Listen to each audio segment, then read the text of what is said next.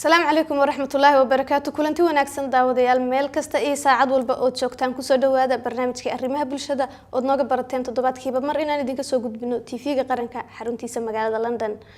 daawadayaal barnaamijka arrimaha bulshada inta badan waxaan ku soo qaadanaa mowduucyada kala duwan oo isla dadweynaha ay wax u faa'iideynayaan. waxaa maanta marti noogu ah Aadan Cabdilaahi Cali oo kamid ah xubnaha ugu firfircoon ee ururka Somaliland Youth Network oo ka jira dalka Ingiriiska iyo meelo kale oo adduunka kamid ah. ahlan wa sahlan Aadan ku soo dhawow barnaamijka arrimaha bulshada. aad iyo aad ma santahay Furqan waxaan salaamayaa dhamaan shaqaalaha TV-ga adigana oo salaamayaa aad baa santiin. aad iyo aad ma santahay marka koobaad Aadan sida wanaagsan barnaamijka nooga qayb qaadanayso oo ku mahadsan tahay. marka xigta waxaan jecelahay ururkiina Somaliland Youth Network goorma la asaasay yaa si asaasay. horta ururka Somaliland Youth Network waxa weeyaan waa urur dhalinyaro ah waxaanu aasaasnay bishii 8aad 2013kii wuxuuna ka yimid fikirka dhalinyarta oo isku tagay maadaama ay dhalinyartu tahay laf dhabarta ummadda ay ku faanto haday noqoto xagga mustaqbalka iyo haday noqoto xagga waxqabad iminka adduunka jira markaanu aragnay in bulshada reer Somaliland dhalinyarteedu ee badanaa aan isku xidhneen ayaan waxaan ku talagalnay in mataqaanaa aan isku keeno dhalinyarta reer Somaliland ee ku dhaqan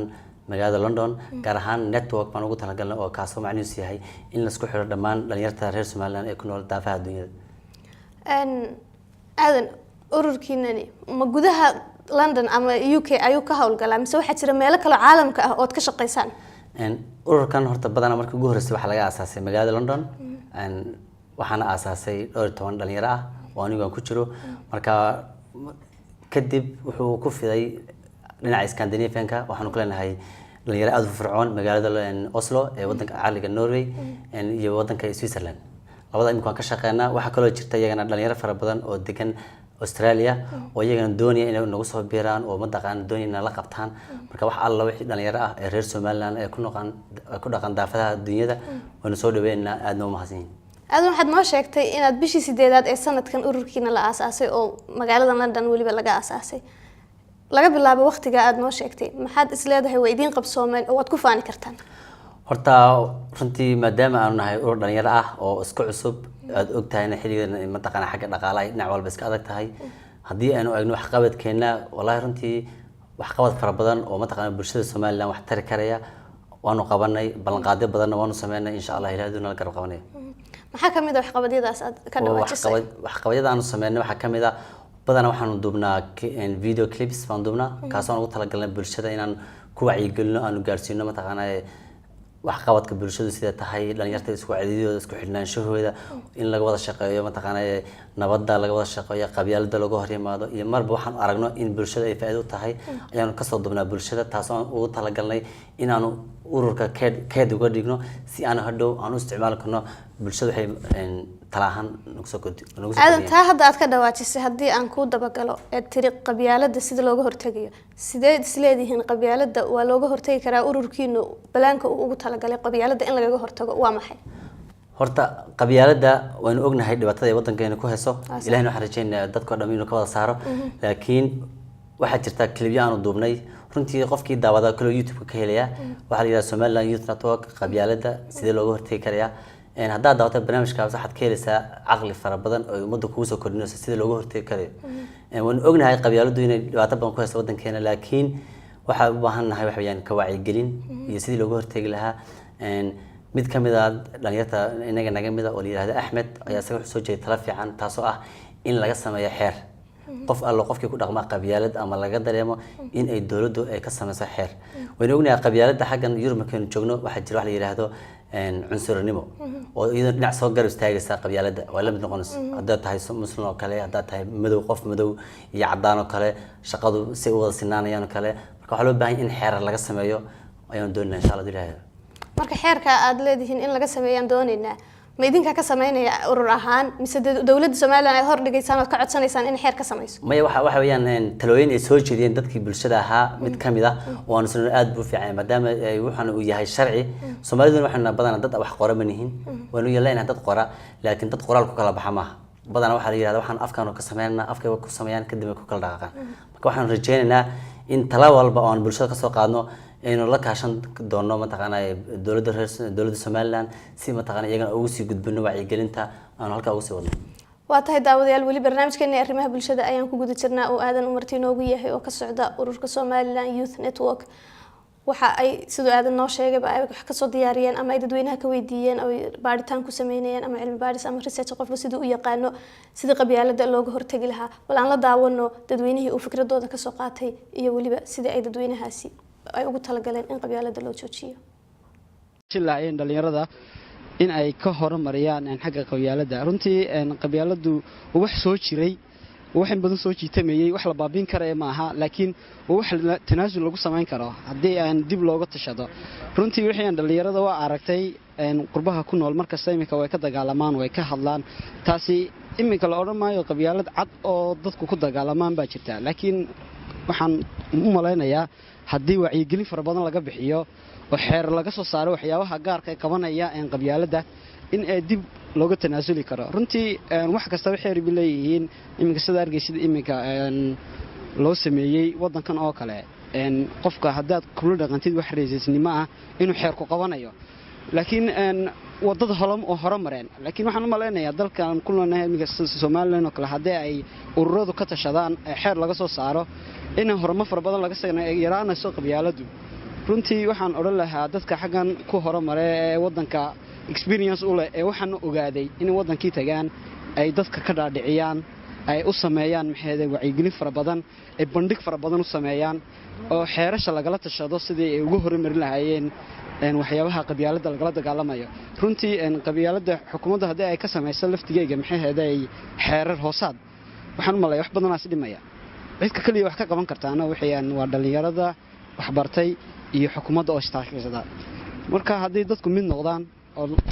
la dagaalami karo aad baa loo naasili karaa ismeelihii waa la dhamaynayaa oo la baabinayaa laakiin waxyaabo badan oo dib ku keenayay ayaa hoos u dhigaysa taasaan ku dusan lahaa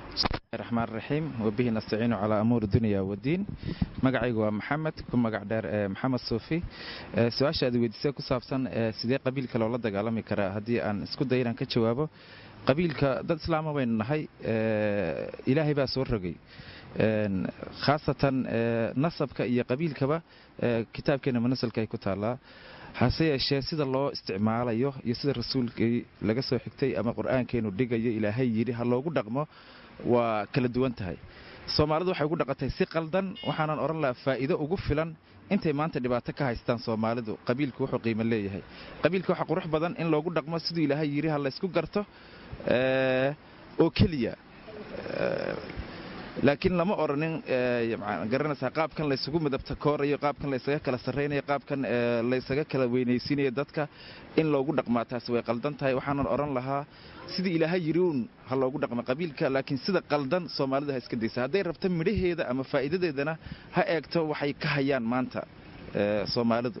waa ta kala daadisay waa ta qurbaha keentay waa ta badaha ku qubtay waa ta qaar isku dileen marka waxaan oran lahaa faa'iido waxa marka la taabto ayaa la gaaraa dibka qofku markuu ku dhacana uu ka tashada qabiilkii aragtayna ka tashadaan dhihi la oo noqda kitaabkii ilaahay iyo sidii ilaahayna yiri assalaamu alaykum waraxmatullaahi wabarakaatuh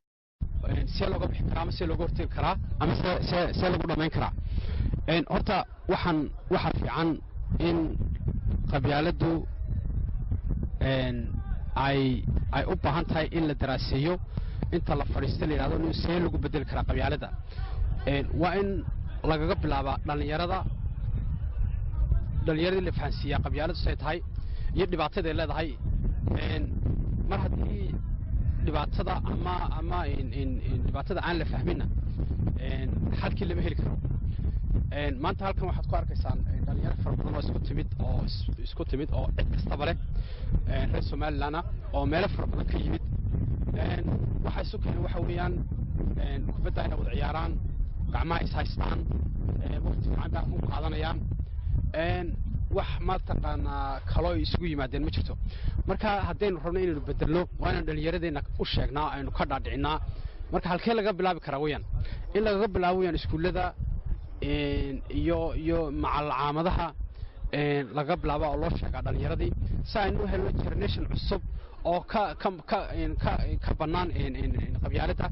oo si fiican u fikiraya horumar ku fikiraya marka wacyigelin fara badan iyo sportiyadan marka insha Allah waxa tacaala inaan ka qayb qaadano kulligeen dhamaanteen sidii dhalinyarada aynu uga badbaadi lahayn qabaa'ilka soo jireenka ayna gumaaday maskaxdeena fikir aragti dheer naga qaaday oo wixii ku saabsan marka insha Allah waxaan ilaahay ka baryaa inuu mataqaana in cudurka ay naga dulqaado oo aynu mataqaana kulligeen aynu ka wada fikirno sidii aan uga bixi lahayn laakiin waxa muhiimaddu waxa weeyaan inaynu ka bilowno iskuulada wacyigelinta iyo kulamada iyo meelahan kale oo dhalinyaradu ay isugu timid sportiga oo kala assalaamu calaykum ahsantiin assalaamu aadan waxaan jeclahay dadweynuhu inay ka heleen klibka ay daawadeen wax badan ay kusoo kordhin doonto runtii tallaabo fiican weeyaan oo laydinku dad badan ay ka heli doonaan waxaan kaloo jeclahay inaan ku weydiiyo Somaliland Youth Network xagee ku tiirsan yihiin oo dhaqaalaha ay ka helaan runtii wax dhaqaalaha oo hadda aanu cid ka helno ama funding aanu weydiisano ma jirto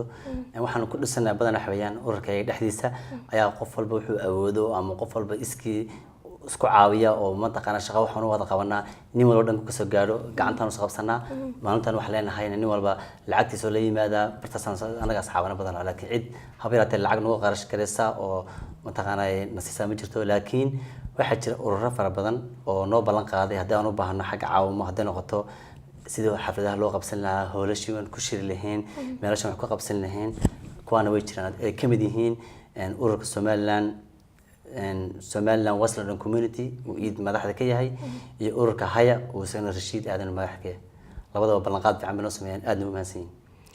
maadaama aad dalka Ingiriiska joogtaan aad ka aasaasteen halkan ururkiina dawladda Ingiriiska wax caawimo ama weydiisateen maya weli ma weydiisan laakiin insha Allah waan isku day doonaa mustaqbalka wax weydiisan insha Allah daleedno waxaad inoo sheegtay aadan in Norway idin joogaan xubno aad u firfircoon maxay qabtaan maxay idinku soo kordhiyeen kuwaas runtii kuwaasi waxay nagu soo kordhiyeen mar aan u tagay sanadkii hore ayaa taladan waxaan ugu geeyay bal aan wada shaqeyno maadaama ururku uu yahay urur network ah oo wada shaqeeya oo ummadan imika u badatay inay ka wada sheekaystaan xagga Facebook-ga WhatsApp-ka kale Twitter-ka meel badan dadku dhalinyarada wada sheekaysto marka waxaan ugu talagalay inaanu abuurno asan network ahaan marka iyagu waxay nagu soo kordhiyaan badan wax weeyaan khadka telefoonka ayaan ku wada shirnaa xaggoodan dhaqaalaha ay isku ururiyaan marka insha Allah marka dambe ayaan dib u wada tashan doonaa insha Allah aadan sida ognahay dhalinyaradu waa laf dhabarta bulshada sax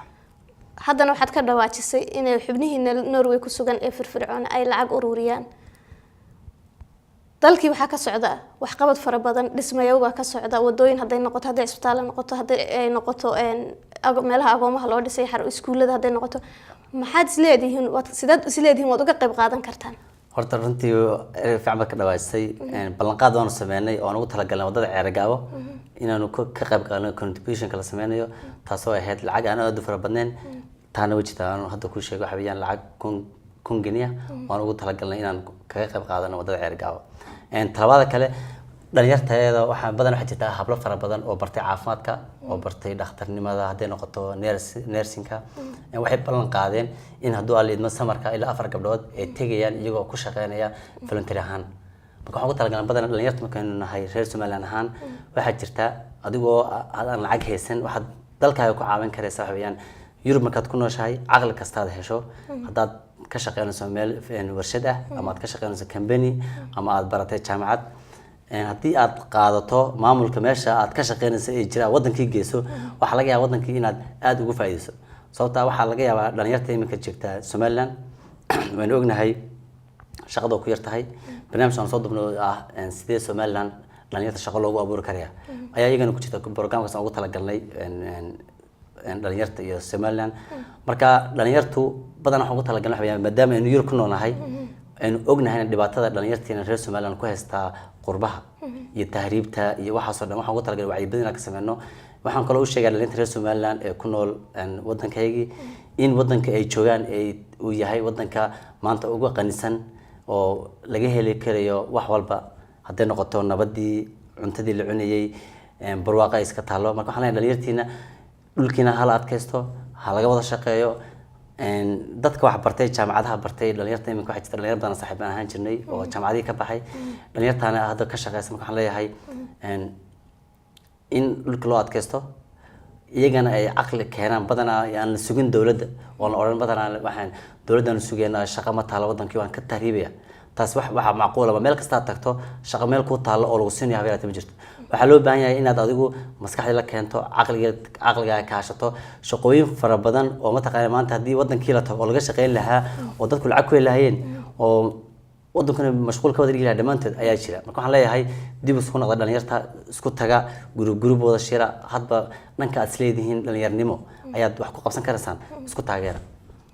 waa si wanaagsan aadan taa aad hadda sheegtay ka duulaya waxaad tiri shaqo abuurista ayaan wacyigelin ka sameynay shaqo abuurista wacyigelintan aad ka sameyseen mid noocee ahayd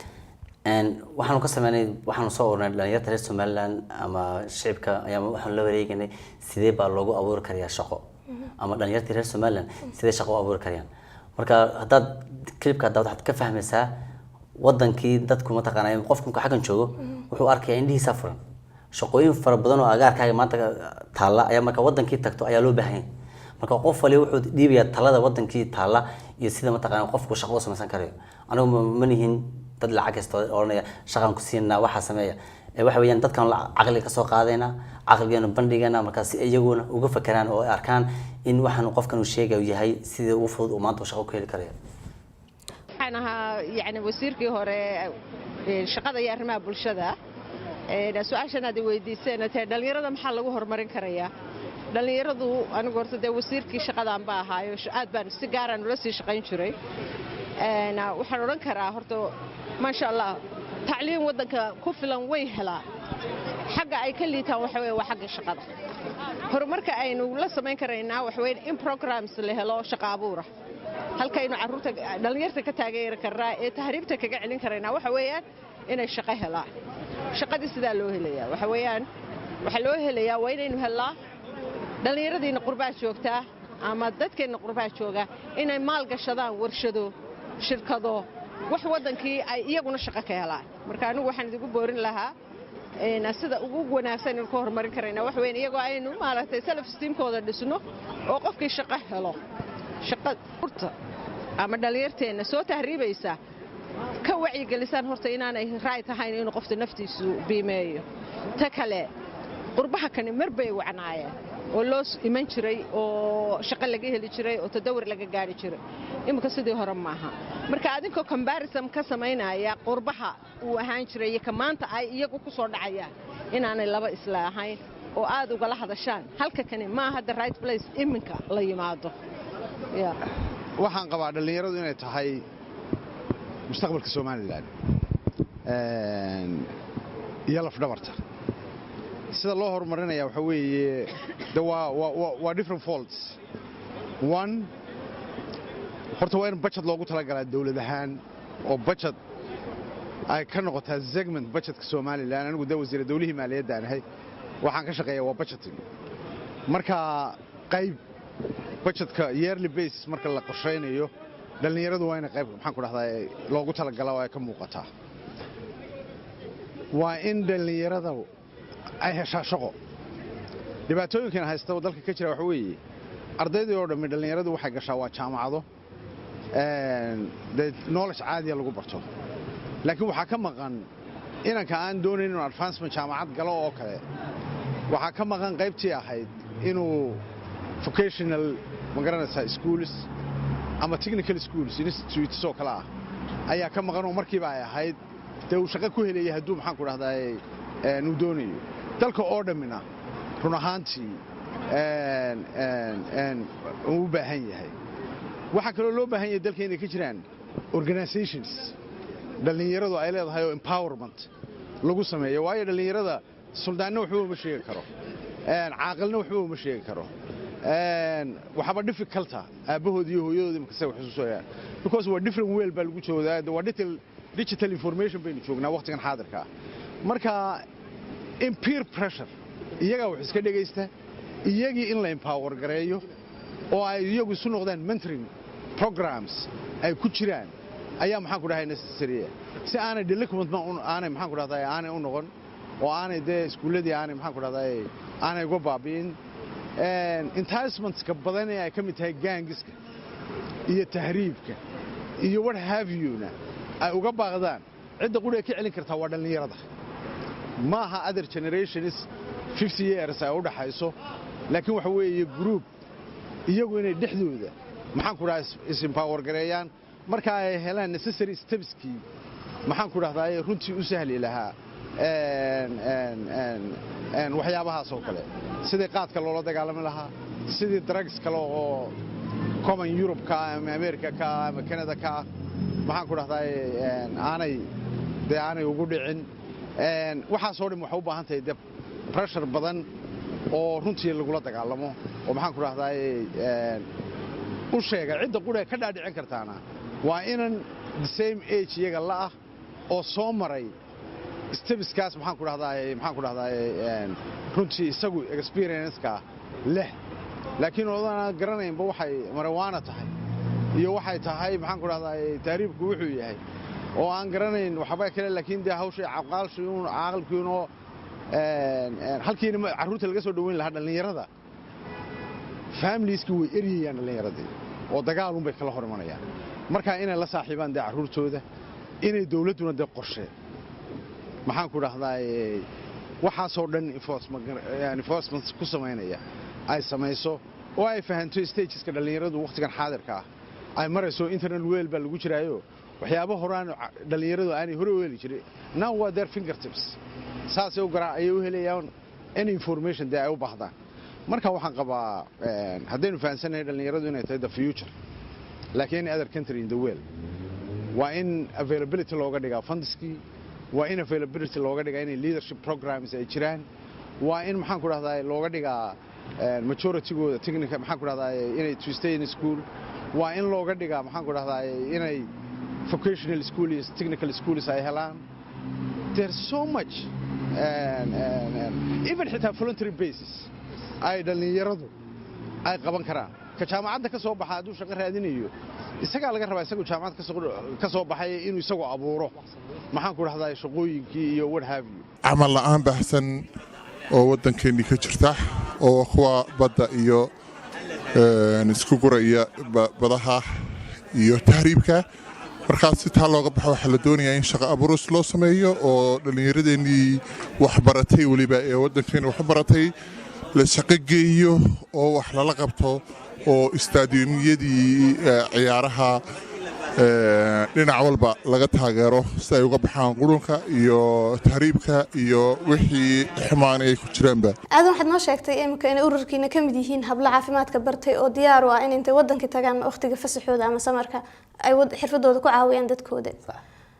miyaanay jirin inama sidaas oo kale ah oo xoogooda iyo xirfadoodaba ku caawinaya waddanka miyaan ururkiina ka mid ahayn may way jiraan waan isku wada jirnaa badan waxa noogu badan ururka waxa noogu badan waxa weeyaan rag iyo dumar isku wada jirnaa waanu u simanahay iminka iyaga ayaa ugu horeeyay maadaama iyagu ay yihiin dadka caafimaadka iyaga ayaa ballan qaaday saddexda gabdhood inay iskood u tagaan oo mataqaanay waddankii inay tagaan ay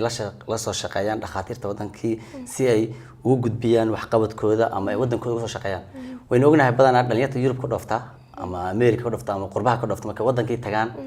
waxaa jirta qaybo fara badan waxaa jirta inay dadka soo lugayaan qaarkood marka waxaan leeyahay dhalinyarta iminka daawanaysa ka tagay qurbaha waddanka tagay war dadka marka waddankii tagaysaan u gudbiya ama u geeya wax wanaaga idinkoo aan dadkii soo tahriiminin waxaan garanayaa dhalinyaro fara badan waddanka markay tagaan inta xagga tagaan xagga inta tagaan oranaya maxaa meeshan dhigay dadkii been u sheegay marka waxaan leeyahay dhalinyarta xagga tagaysa fadlan marka xagga tagtaan caawiya dadkiini labada bilood aad joogta xaggaas ka caawi haddaad ahaan jirtay dhakhtar ama haddaad tahay macallin ama haddaad tahay wax kale fadlan labada bilood xoogaaga u soo quur waddankii si aad xoog iyo dhaqaalo geliso